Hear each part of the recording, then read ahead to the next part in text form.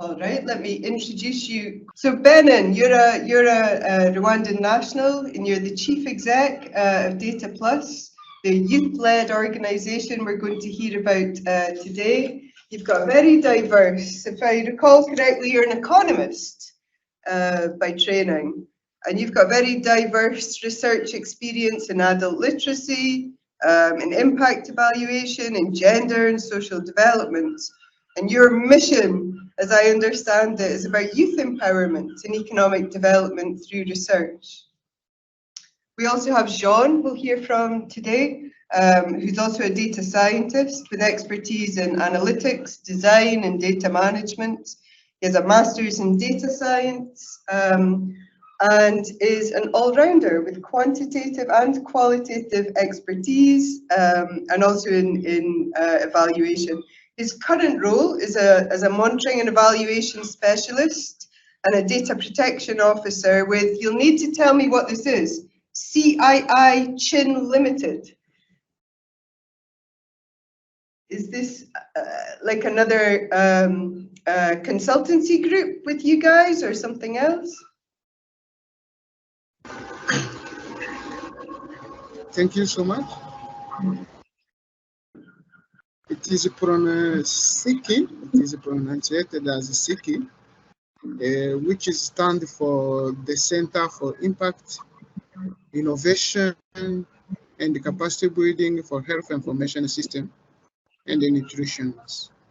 It's a public health institution which is serving as an NGO and as private sectors we are working on, and we are focusing on the project of public health. So I'm working there as a M&E specialist, and at the same time as data protection officer, according as I have a background of computer engineering. Thank you. Excellent. Thank you, Jean. Thank you for clarifying that for me. Okay, so we're going to hear from both Benin and Jean today, and hopefully we'll have a lot in common in terms of data science and these broader goals for societal gain. So over to you, Benin. We look forward to hearing from you. Thank you so much. My internet was bad, but I think it's all right now. So thank you. Once again, my name is Karara Benon, and I head a youth-led research organization that is called DATAPLUS. It has been in operation since 2021. It's mainly youth and the youth that have enthusiasm about research and mainly sharing knowledge among themselves to develop their skills in conducting meaningful research. Can you see my slides now? Yeah, we can see them well. Okay. So DATAPLUS, just like I said, was founded in 2021. And it's a youth-led organization, and we specialize in data science, social development, economics, and we are around motivating young people to pursue careers in research. We have been building the capacity of students in universities, giving them practical skills. And our aim is increasing youth participation in research, and we prepare them as the next generation of researchers, since the current situation hasn't been favorable for young people to enter into research, as that was the major reason as to why we started DATAPLUS. It was because when you wanted to join the field, when we were just freshmen from university, we couldn't get opportunities either at the university or even outside in research institutions that were available. So we joined our hands together as people were from different research institutions. Most of us were just data collectors and enumerators. And then we joined our hands together and formed DATAPLUS as an organization. So we have been having, these are the photos and names of the people who have founded DATAPLUS. And I think I don't have to spend much time there. So the gap, as I just have been mentioning it, was the lack of exposure for African young people into research, because they have no access to quality education when it comes to research.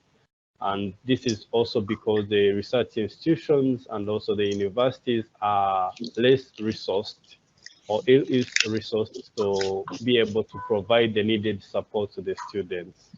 Most of the times the lecturers and university staff are overwhelmed by other activities that are demanding their attention, and at the end of the day, students don't get enough support that they need. This is the experience we had when we were on the university. So when we got out, our interest was being into research, but then the opportunities for us to be in the field were so much limited. So we decided to form an organization. And in this line, as I'm talking about the hindrances on our side, it's because we also couldn't access internship opportunities in research organizations. This is something that is common because even the few research organizations that are available are of less equipment and resources, so they can't bring in more students or just fresh graduates into their circle to learn from them. So I was on this slide, I was mentioning the members of the organization. Mostly were enumerators from different organizations, but with the same ambition, with the same enthusiasm around the research. And then we formed an organization in 2021. So the gap was limited opportunities for young people to engage into research or even get the required skills and knowledge to be able to do meaningful research. At university, yes, the time that researchers and lecturers can spend on a single student is limited. So the mentorship and guidance that is given to students when they are doing their research thesis, even in the final year, is limited, let alone the activities that engage students into research even before they go for their thesis. The same case goes to when they go out of the university and they start their careers in different institutions. Also getting an internship, a placement in a research organization is also limited. This is also one gap that we realized when we were trying to find opportunities where we can start learning more about research in the workplace. So, and this is because the research institutions have limited resources. This is for government institutions and also private institutions. So sparing them for young people who are just entering into the field has a lot of hindrances for the institution. So they just concentrate on their activities, but not on bringing in young people into the research field or even having more time to train them and show them how research is done. So just here to bring this to your attention, you may be familiar with it already, but this map that I'm showing you illustrates how the world distribution of research publication around the world. And you can see that in Africa, according to the red, the places where you can see red color, it's where research and publications are high. And then the list is where you can see gray color, and those areas, either we don't have data from that area, or there is no research developed in those areas. And yet, we all can agree that research is the backbone of any development for any country. So a country that doesn't do research, that doesn't develop its R&D area, cannot develop or be self-reliant. So Africa, this is one of the reasons as to why Africa is lagging behind. It's because there's no R&D developed in this country, in our countries.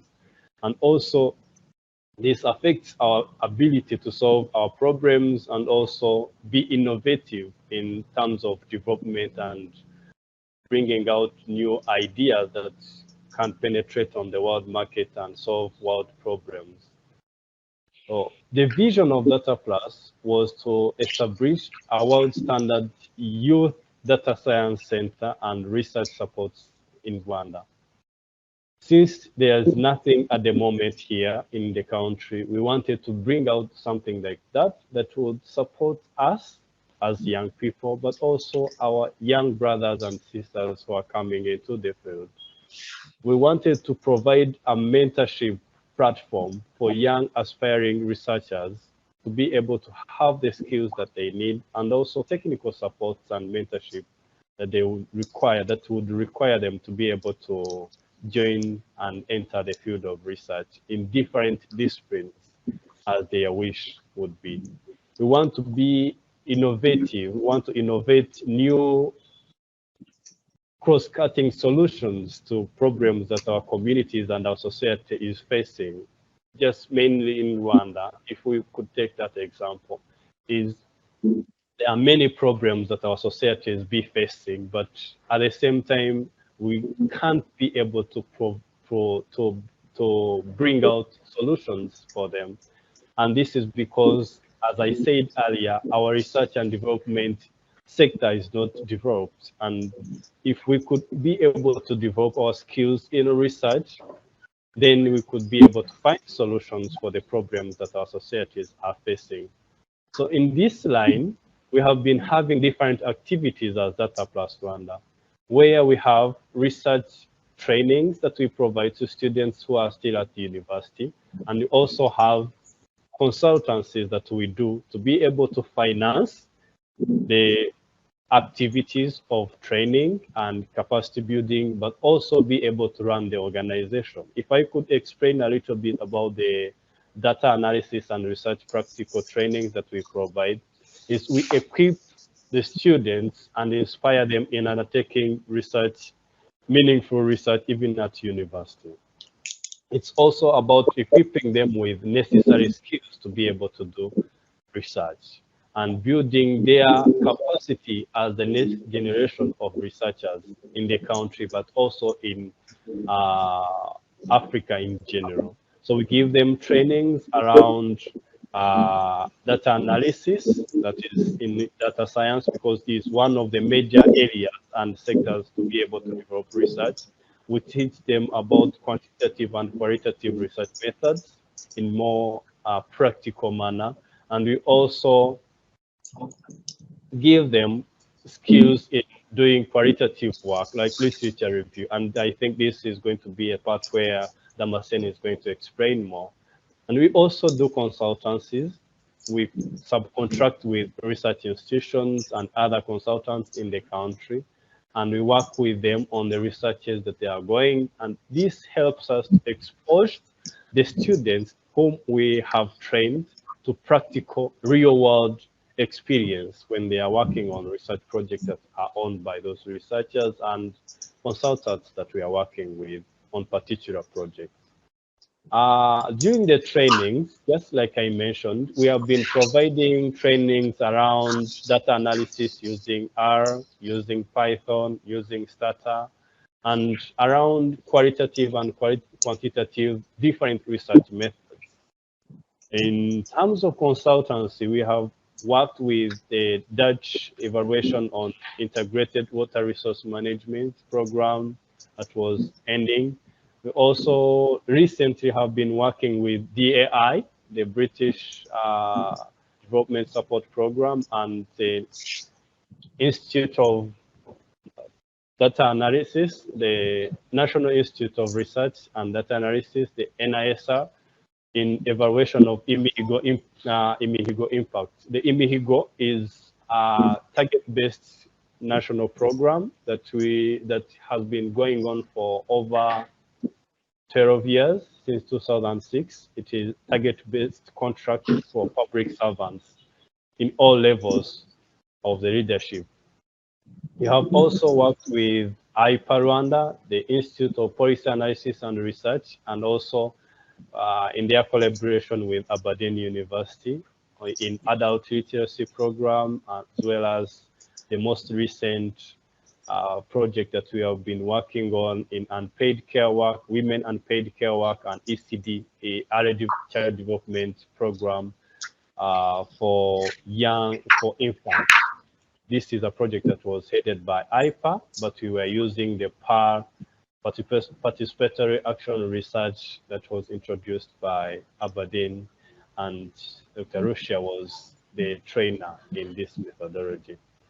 So in our previous training that we have provided to students, this is just a picture of us with the students in our program that we are just finishing.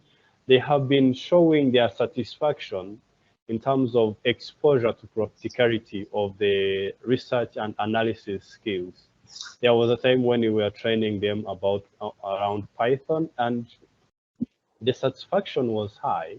So students did the experience that they had from the training, because it was more practical, and yet they are used to theoretical part of it when it is being lectured in their classes.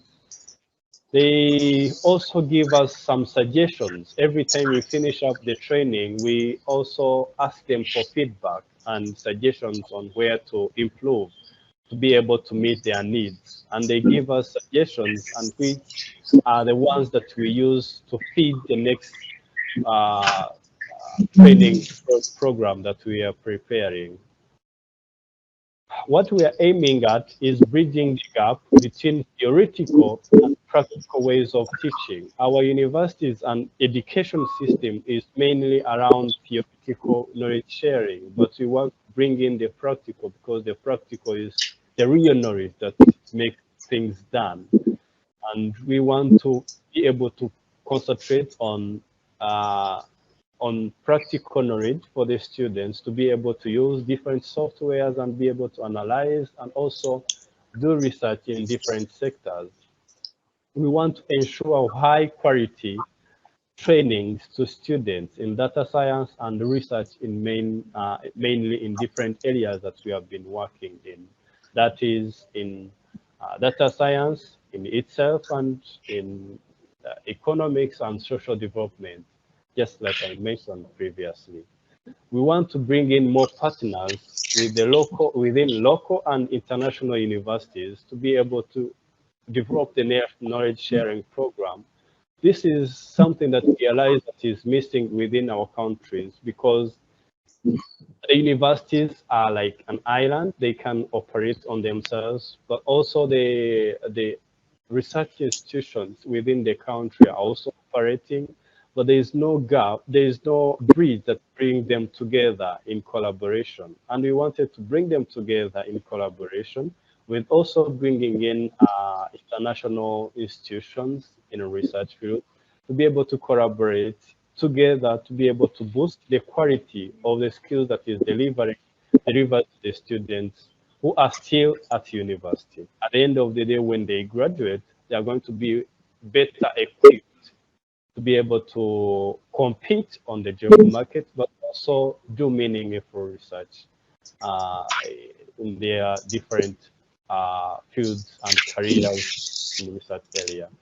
So we want also establish a research competition and boot camps where we can have students for a longer period, because currently we are training in a 2 days weekend period, because those are the resources that we can afford, and this is the only time that we have with the volunteering professionals who are coming in to provide the training. But our aim and goal is to be able to have a boot camp for students to be able to learn research and data science skills and be able to compete at the end, so that we are sure that the skills that they gained are of high quality and standard, and they will be able to use them when they get out in the real world activities. So in summary, this is what DATAPLUS has been doing and is aiming at doing in different areas around research development in Rwanda and Africa in general. When we are training these people, we are training these students, we don't limit any. We concentrate our efforts in a small number of students to be able to ensure high quality.